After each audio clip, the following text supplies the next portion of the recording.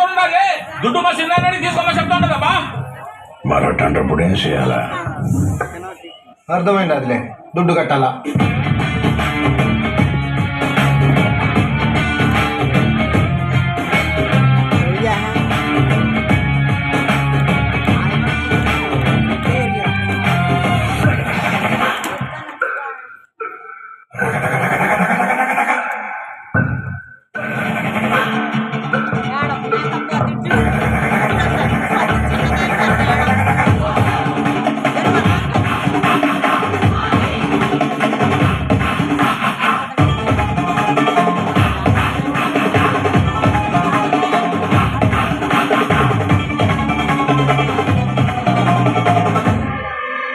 వచ్చిన పుష్పకి పాపం కొన్ని రావట వాడికే రాదు, ఓటమి రాదు, వెనకడము ఆగడము అసలు రాదే రాదు.